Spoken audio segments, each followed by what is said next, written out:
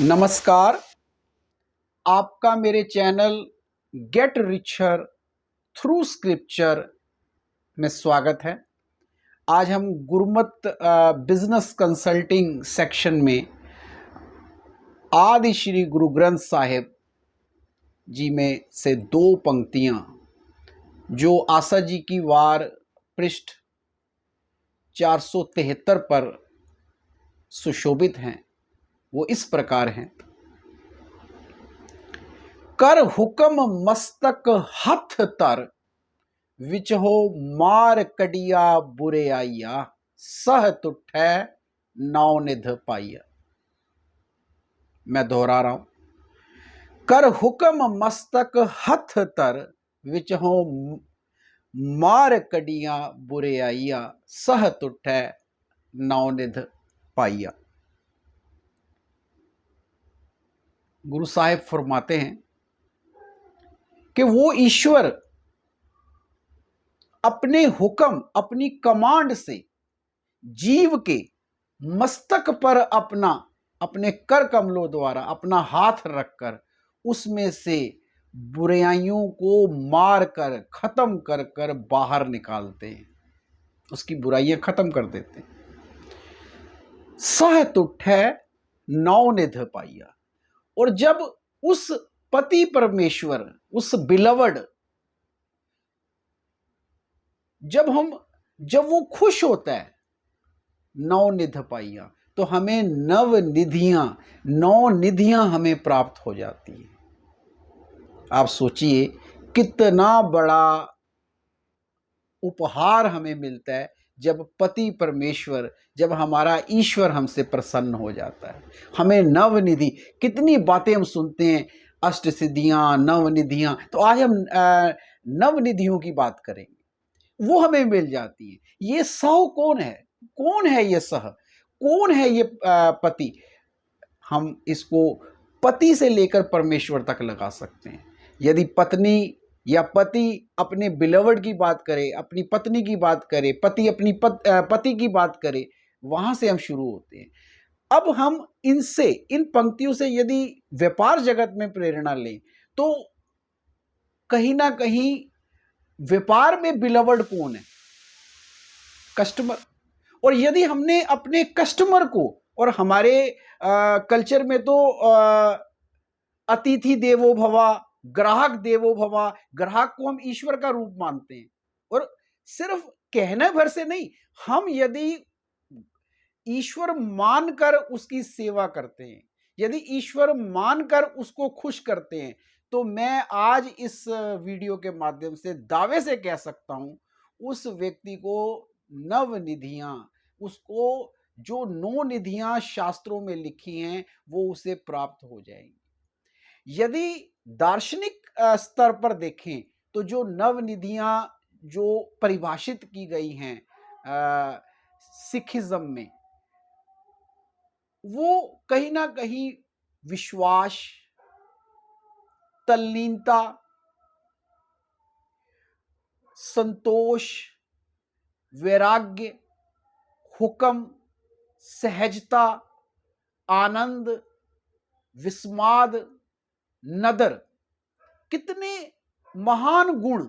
आप देखिए कि जब आप में विश्वास आ जाए, प्रभु में तल्लीनता आ जाए, जब आपके अंदर संतोष आ जाए, वैराग्य आ जाए, जब आपके अंदर उस ईश्वर के लिए हुक्म में रहने की, उसकी रजा में रहने का मन करने लग पड़े, जब आपके अंदर आनंद आ जाए, जब आप उस प्रभु की कृपा की कीरत प्रशंसा करने का मन आपका करे, जब आपके ऊपर नदर, ईश्वर की कृपा दृष्टि हो जाए, ये 9 निधियां, ये नव निधियों की बात दार्शनिक स्तर पर की गई है। लेकिन इसके साथ ही मैं बार बार कहता हूं, हमारे शास्त्रों ने हमारा लोक और परलोक दोनों की जिम्मेवारी ली हुई है।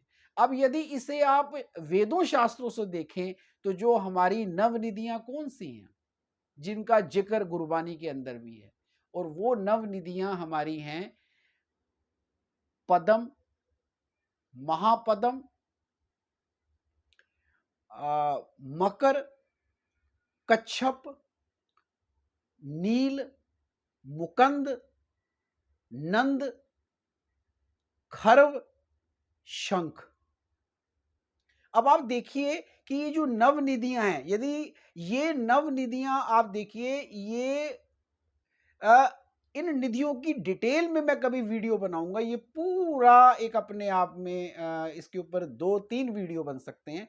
मैं अभी यहाँ कहूंगा, ये जो निधियां हैं, ये जो धन है, ये कई प्रकार का शास्त्रों में लिखा है। इसमें सोना भी आ जाता है, इसमें चांदी भी, हीरे भी, इसमें स्वास्थ्य रूपी धन भी आ जाता है, इसमें जो है बच्चों का धन भी आ जाता है, परिवार का धन भी आ जाता है। इसमें कई तरह की निधियां जो हैं वो आ जाती हैं।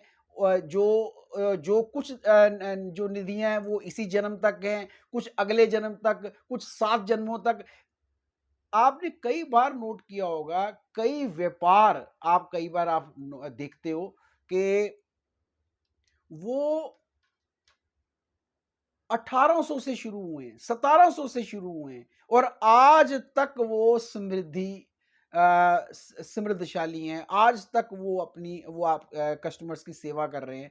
इतने वर्षों तक भी वो जो है घर घर में छाए हुए हैं। आप उन पर विश्वास कर रहे हैं। कहीं ना कहीं उन्होंने ये बात जान ली है, सह तुठै नाव निध पाई है, कि जब तक हम अपने बिलवर्ड, जिसकी भी हम सेवा कर रहे हैं, चाहे पति है, चाहे ग्राहक है, चाहे ईश्वर है, तब तक हमें उसको प्रसन्न किए बिना नवनिधियां नहीं मिल सकती। और मैं जब कस्टमर को खुश करने की बात करता हूं, तो कई लेवल्स हैं इसमें। एक है कस्टमर को खुश करना। क्या होता है खुश करना? सही कीमत पे चीज दे दो, सही गुणवत्ता वाली, सही क्वालिटी वाली चीज दे दो, सही समय पर दे दो, कस्टमर खुश। लेकिन कस्टमर को डिलाइट करना एक अलग चीज है। खुश कर देना एक चीज है। उसको उसको उसको उसको कहीं ना कहीं ऐसे स्तर पर पहुंचा देना, उसे लगे कि ये जो दुकान है, ये जो स्टोर है, ये मेरा हित चाहता है, केवल मुझे खुश नहीं, मेरा हितैषी है। वो कब होता है? जब आप उसको साथ में गिफ्ट भी देते हो, जब आप उसको ऐसी स्कीम्स बताते हो कि वो आप उसका फायदा कराते हो। और कई बार मैंने देखा है कि ऐसे-ऐसे स्टोर्स अपने कस्टमर्स के लिए काम करते हैं कि कस्टमर केवल खुश नहीं होता, वो ये सोचने लग पड़ता है कि ये स्टोर जो है ना मेरे लिए हितैषी है, मेरे लिए सोच रहा है।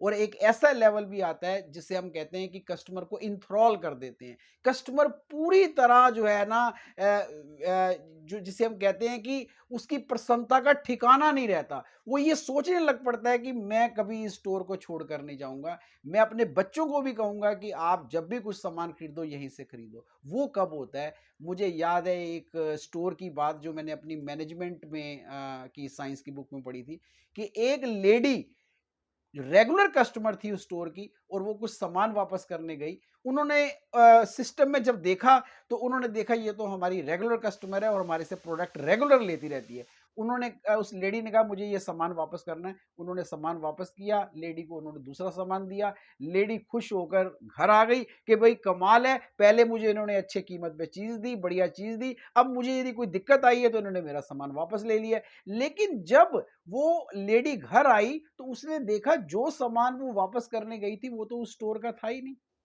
लेकिन उस स्टोर ने उस सामान को भी वापस लिया। जब उसे ये महसूस हुआ कि मैं उस स्टोर का सामान नहीं भी है, तब भी वो स्टोर जो है वो उसने सामान वापस ले लिया। तो उस कस्टमर को आप क्या कहोगे? उस कस्टमर के अंदर जो आपने ये जो आपने उनको सर्विस दी, जो ये खुशी दी, ये वो कस्टमर हमेशा आपके लिए लॉयल हो जाएगा। वो कस्टमर इवन अपने बच्चों को भी कह देगा कि आपने यदि ये सामान खरीदना है, तो आप हमेशा इस स्टोर पर जाएँ। तो मैं आज इस वीडियो के माध्यम से मैं कहना चाहूँगा कि ये एक जितने भी हमारे शास्त्र हैं, ये स्थूलता से सूक्ष्मता की यात्रा है। तो जो बिलवड है, वो आपका फ्रेंड भी हो सकता है, वो आपका कस्टमर भी हो सकता है, वो आपका पति भी हो सकता है, और हायर लेवल पे जब हम जाते हैं तो ईश्वर हमारा जो अल्टीमेट जो हमारा सह है, जिसको हमने रिझाना है, जो जो जिसके लिए ये गुरबानी की ये पंक्तियाँ लिखी हुई हैं। लेकिन लौकिक और परलौकिक सुख लेने के लिए जैसे ही हम इन पंक्तियों पर जो है ना वो इनको अमल करना शुरू कर देते हैं, तो हमें ना केवल व्यापार में प्रसन्नता मिलती है, व्यापार में समृद्धि मिलती है, बल्कि साथ ही हम अपने ईश्वर को भी अपने कर्मों से खुश रखते हैं। धन्यवाद।